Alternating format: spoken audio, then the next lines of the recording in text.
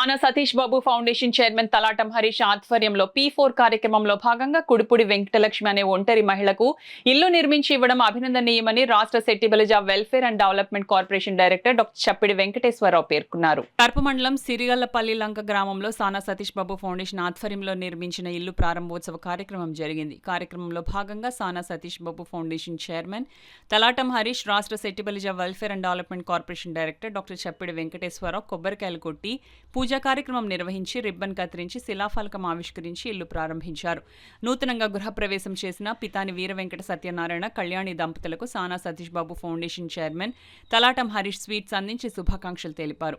ఈ సందర్భంగా foundation chairman Talatam Harish మాట్లాడుతూ ఫౌండేషన్ తరపున ఇచ్చిన మాట ప్రకారం ఇల్లు నిర్మించి ఇచ్చినందుకు ఎంతో ఆనందంగా ఉందన్నారు. డాక్టర్ చప్పిడి వెంకటేశ్వరరావు మాట్లాడుతూ సానా సతీష్ బాబు ఫౌండేషన్ చేస్తున్న సామాజిక సేవా కార్యక్రమాలు మంచి ఫలితాలు ఇస్తున్నాయన్నారు.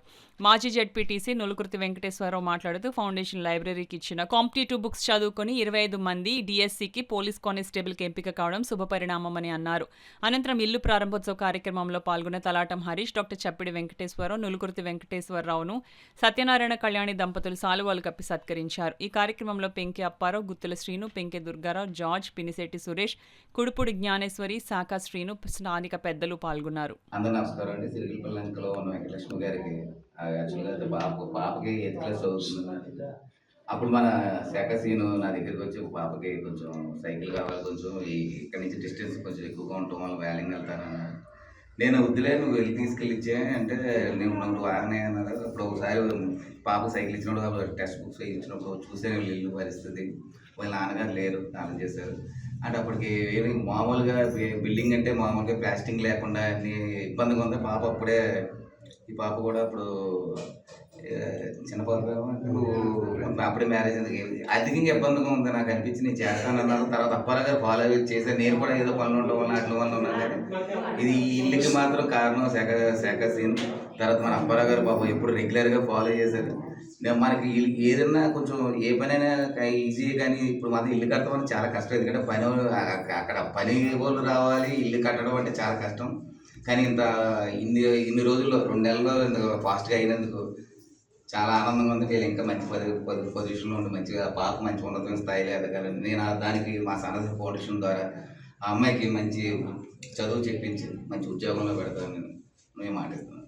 వీరికి ఆర్థిక సహాయం వాళ్ళు కొంచెం అడిగితే ఈయన మొత్తంగా ఈ ఇల్లు కట్టడానికి వాళ్ళు ఉత్తి గోడలు మాత్రమే ఉన్నాయి అప్పుడు. అయితే ఈయన పర్టికులర్గా ఇప్పుడు టైల్స్ అవన్నీ వేయించి మొత్తం ఇదంతా సిమెంట్ వర్క్, బాత్రూమ్స్, మెట్లు అన్నీ కూడా సుమారు 5-6 లక్షల రూపాయలు ఖర్చుతోటి దీన్ని అంతా నిర్మించి వాళ్ళకి ఇవ్వడం జరిగింది.